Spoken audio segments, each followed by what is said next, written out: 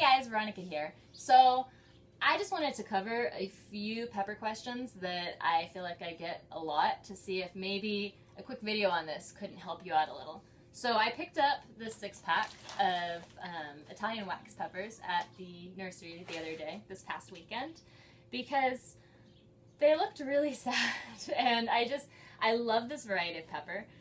This is actually one that I had planted out in the garden earlier this spring. The rabbits and squirrels got to it. It was basically like nothing left. And so when I saw these, that you can see just like the stem difference. Here's one I've already pruned because that's what I'm going to be showing you. It's twice as thick, maybe 3 times as thick as this little guy. And I just decided these guys need a good home and I want some of these peppers. So let's take them and make a YouTube video to answer all of the questions that I've been getting about mid and late season pruning. So at this point in the season, what I'm looking to do is once I've gotten that initial harvest and I've picked off, anything that's ripe, I'm looking to kind of reshape these plants so that I may get another harvest before it gets too cold. And also start reshaping them so that I can dig them up later in the fall and put them in pots in the greenhouse and then try and overwinter them.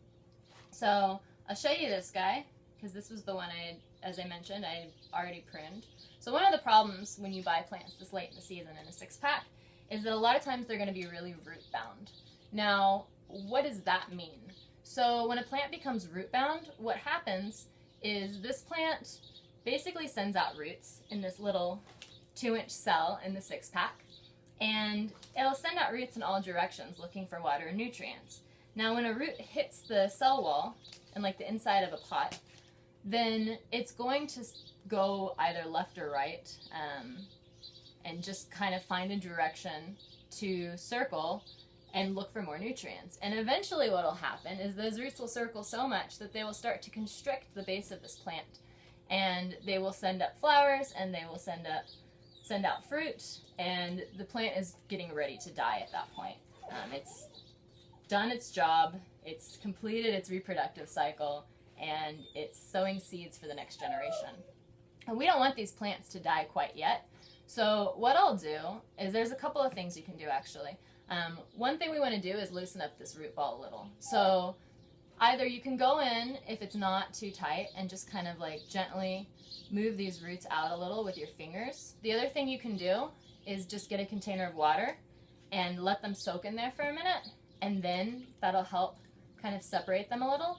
One of the things I do, if they're really root bound, is I'll just take the sharp end of my pruners and I'll slice just down these roots to break them up a little. You don't want to cut too much of the roots because then the plant is just going to go into total shock.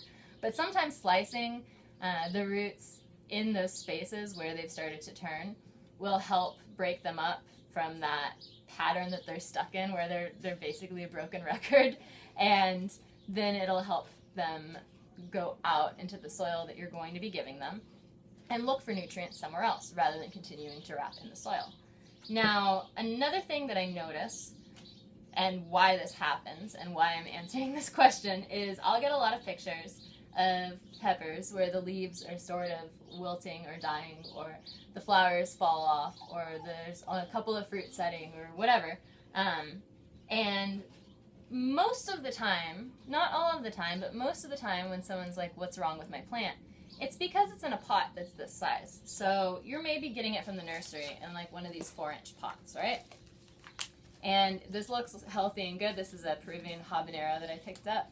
Also, I've wanted one of these for a while. So anyway, so you'll see that these roots, they're just starting to fill out the cell now. And that's actually a really nice root system. It's only starting to wrap at the very base, but the sides are pretty, they're going out and then down. It's what we want. It's going to be easy to break up.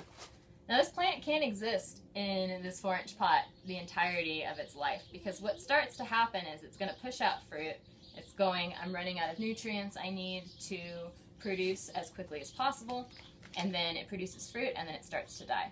So what you want to do is move them into a bigger pot. Now, something like a 6-inch pot will work for a little while, but honestly with some of these longer season peppers, it's not going to get you through an entire season very easily. Like, you're gonna have to pay attention to the water on this. You might have to, you know, top dress it with some compost or worm castings. What I like to do instead is start them once I have like a seedling that's a good size, is move them into a 2.5 gallon pot minimum. I prefer to set them up in 5 gallon pots, but you can use any size. Just I would go at least 2.5 gallons so that you have ample nutrients. This is about actually as big as the root ball will get when you plant them out in the garden, with the exception of a few of the, like, you know, bigger bush varieties of peppers. But for the most part, with most of the peppers you're going to be growing in your garden, 2.5 gallons is going to suffice. Give it some nice, you know, dynamic compost and I guess a potting soil mix if you're growing inside, so it's a little bit lighter. Like, mix those together, make sure that there's enough nutrients in that soil. So the other thing that you guys send me is how late is too late to prune? So you've seen I've pruned this guy, and the pieces I pruned off of it, there were no buds. So this is like a late season pruning. I harvested all the peppers off.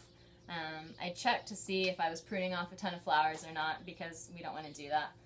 We're going to look at one that I haven't touched yet, so I can show you what we're looking for as you go through and prune, so that you can use sort of like deductive reasoning to decide, you know, what parts you're going to take off.